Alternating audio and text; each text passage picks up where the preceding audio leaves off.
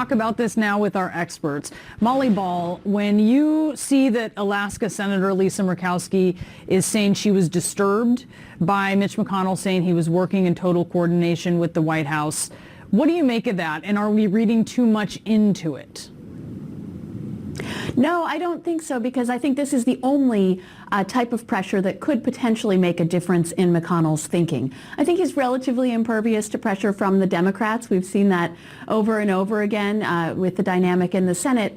But if he has a sense that there are some members of his caucus who are waffling or uncomfortable, particularly if that starts to acquire critical mass, if it's more than just one person who is a noted maverick in the caucus, that's when I think you might see him potentially make some sort of concessions. But all of the signals that we're getting from McConnell's camp are that he plans to hold quite firm, at least thus far. So it would probably take, you think, other people basically following suit, and how likely is that?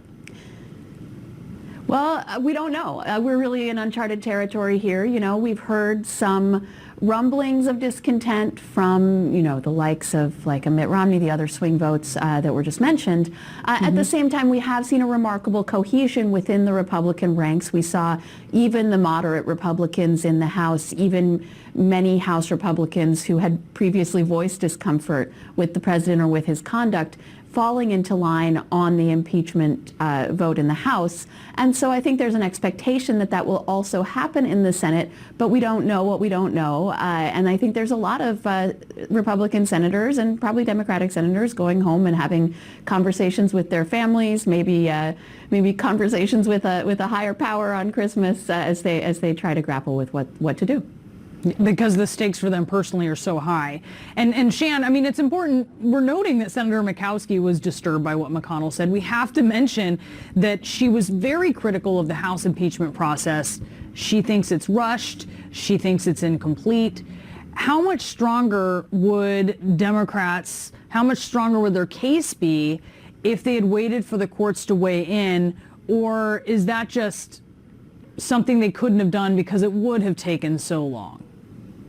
I think it would have taken too long for them. And actually, from this vantage point, I think Pelosi's, rather masterful move in delaying the delivery of the articles of impeachment kind of gives them their cake and allows them to eat it too, maybe a little Christmas cake.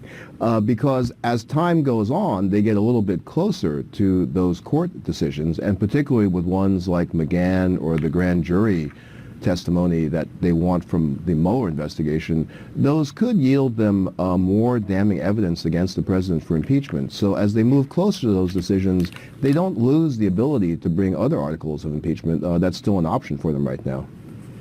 When you hear, Shan, and you said cake, it should be fruit cake and eat it too, don't you think, on this Christmas, right? I think you're absolutely right on that. So when we hear the speaker saying in this letter to her caucus, she said that there are lots of Democrats, because the process here is that the House sends managers, both Republicans and Democrats, and she's saying that there are a lot of Democrats who want to be impeachment managers. She says it's an indicator of the strong case that they have. Do you think that's the case? Is it that they have a strong case? Is it that this is a very visible and potentially political advantageous position for some folks to be in, or is it both? What do you think, Shan? They definitely have a very strong case. The evidence they've put out is not only voluminous, but what's really important is it's uncontradicted. The president and his defenders have not put out any real substantive defense. They just attack the process. So it's no wonder that there are a lot of politicians who would like to be those House managers, to be in the limelight and to present what they think is going to be a straightforward and not very substantively contested case. I think, though, from the point of view of really trying to put on a trial in the Senate, I think they would do well to take their lead from what the House did and maybe have some of the staff counsel who are more experienced at actually preparing the questions and executing them play a role as well, Anna. And on Monday, Molly, we saw the Senate Minority Leader Chuck Schumer saying he's planning to force the Senate to vote on hearing witnesses and getting documents. And the whole idea here is he has the ability to force some votes, and all he needs is a simple majority. And these are votes basically that would symbolize, hey, do you want to know everything you can know about what happened, or do you want to hide your head in the sand and then exonerate the president by not voting for impeachment? How tricky a position will this put some senators in?